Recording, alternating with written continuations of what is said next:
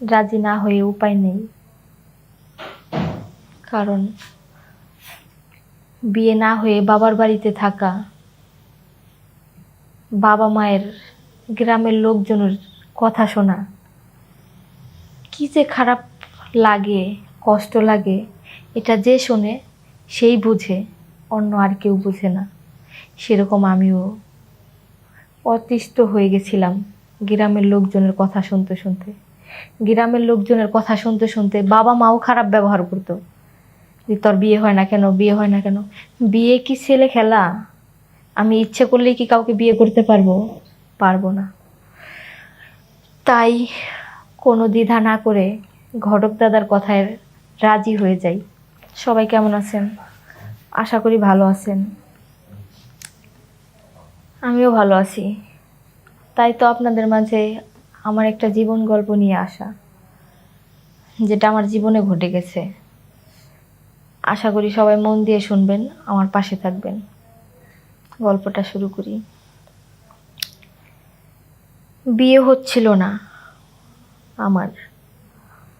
ঘটক দাদার সাথে এক রাত কাটানোর বিনিময়ে আমার বিয়ে হইল। এখন অনেক সুখী আছি। এখন ঘটকের সাথে তেমন কথা হয় না, কিন্তু বাপের বাড়ি গেলে মাঝে মধ্যে দেখা হয়।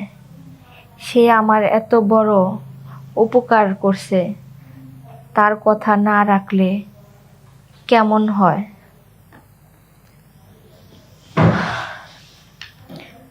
আমার বিয়ে হচ্ছিল না, কারণ আমরা খুব গরিব। আমার বাবার বাড়তি কোনো ইনকাম ছিল না। আমাকে কি করে বিয়ে দিবে? বিয়ে দিতে গেলেই যৌতুক লাগবে, গয়না দিতে হবে। তো আমার বাবা মার তো তেমন সামর্থ্য ছিল না, তাই বিয়েও হচ্ছিল না। একটা মেয়ে তার বিয়ের বয়স পার হয়ে গেলে সেই মেয়েটা কিভাবে ঘরে থাকে, তার কেমন লাগতে পারে, এটা অবশ্যই আপনারা জানেন, বুঝেন। আমারও ঠিক তেমনই লেগেছিল যখন আমার বিয়ে হচ্ছিল না।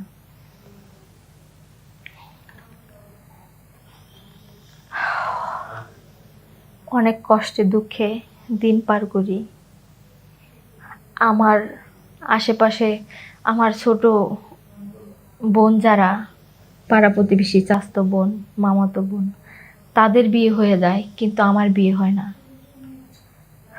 আল্লাহর কাছে কি এমন পাপ করছি এই কারণে আমার বিয়ে হয় না? আমি তো কোনো পাপ করি নাই। হঠাৎ একদিন ঘটক দাদা আসলো। ঘটক দাদা আমাকে একটা প্রস্তাব করলো। সেই প্রস্তাবটা অবশ্য প্রথমে রাজি হইনি, কিন্তু রাজি না হয়েও বা কী করার আমার। কারণ আমার তো বিয়ে হচ্ছিল না, তখন আমার বিয়ের বয়সও পার হয়ে যাচ্ছিল। আমার একটা স্বামীর প্রয়োজন ছিল।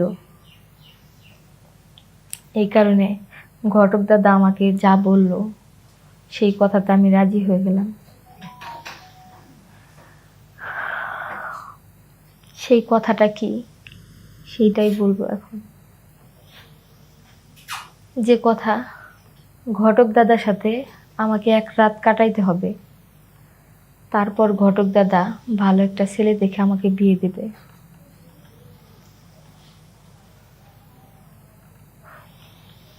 রাজি না হয়ে উপায় নেই। কারণ বিয়ে না হয়ে বাবার বাড়িতে থাকা, বাবা মায়ের, গ্রামের লোকজনের কথা শোনা কি যে খারাপ লাগে, কষ্ট লাগে, এটা যে শোনে সেই বুঝে, অন্য আর কেউ বুঝে না। সেরকম আমিও অতিষ্ঠ হয়ে গেছিলাম গ্রামের লোকজনের কথা শুনতে শুনতে। গ্রামের লোকজনের কথা শুনতে শুনতে বাবা মাও খারাপ ব্যবহার করতো, যে তোর বিয়ে হয় না কেন, বিয়ে হয় না কেন। বিয়ে কি ছেলে খেলা? আমি ইচ্ছে করলেই কি কাউকে বিয়ে করতে পারবো? পারবো না। তাই কোনো দ্বিধা না করে ঘটক দাদার কথায় রাজি হয়ে যাই। ঘটক দাদার সাথে আমি এক রাত কাটাই। কাটানোর কিছুদিন পর ঘটক দাদা আমার একটা বিয়ের গড় নিয়ে আসে।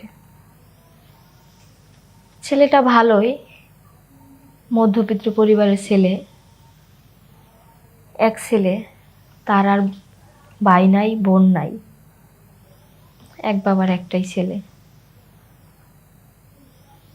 তখন শুনে আমার অনেক ভালো লাগে, কারণ আমার বিয়ের বয়স তো পার হয়ে যাচ্ছিল। অনেক দিন পর আমার বিয়ে হবে, শ্বশুর বাড়ি যাব, স্বামী পাবো, সংসার করব, আমাকে আর কারো কথা শুনতে হবে না। এই কারণে আমি অনেক খুশি ছিলাম। পরবর্তীতে ছেলের বাড়ি থেকে আমাকে দেখতে আসে। দেখতে আসার পর আমার বাবা বলে, আমি তো কোনো টাকা পয়সা দিতে পারবো না। তখন তারা বলে,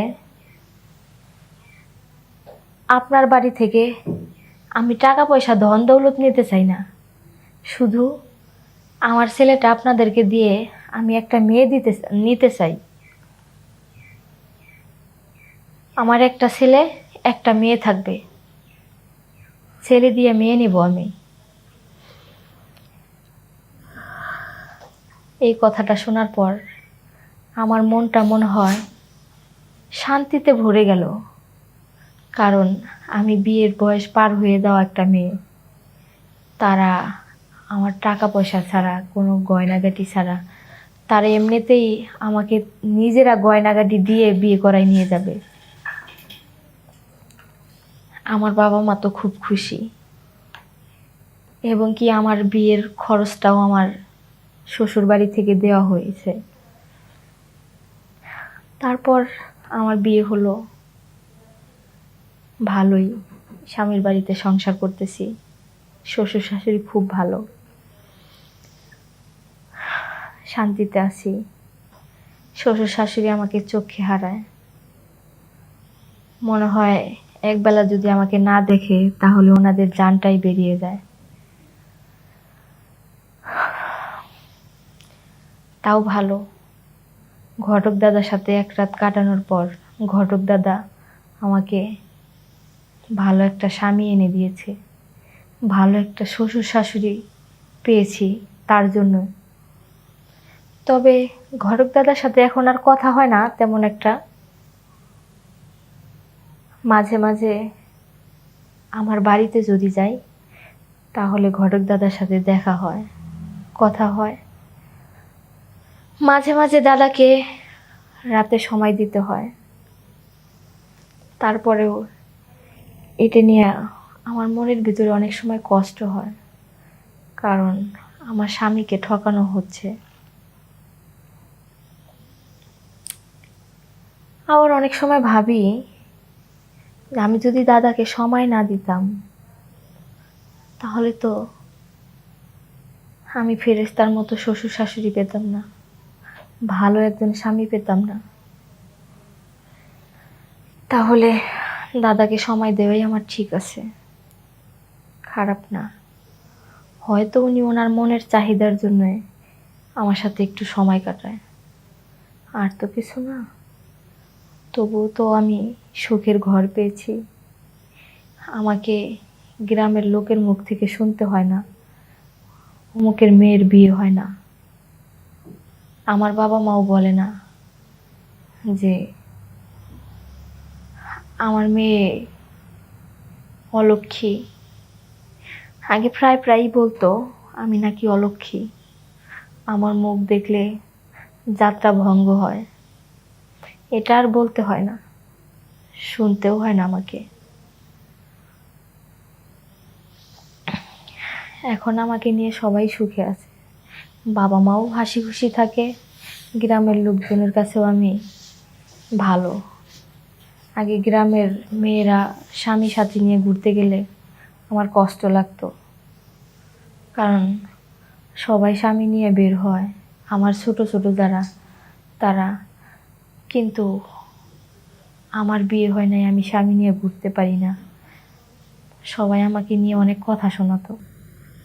এই কারণে এগুলো আর আমি এখন মনে করি না, তার কারণ এখন আমি সুখেই আছি। আর আমার ছোট যারা, তাদের বিয়ে হয়েছে, তারা যারা আমাকে দেখাই বেড়াইতো, তাদের এখন অনেক সমস্যা, সংসার নিয়ে, বাচ্চা কাচ্চা নিয়ে ঝগড়াঝাটি, মারামারি। আল্লাহ দিলে এগুলো নেই আমার সংসারে। সুখে শান্তিতে শ্বশুর শাশুড়ি নিয়ে সংসার করতেছি, এটাই আল্লাহর কাছে লাখ লাখ শুকরিয়া।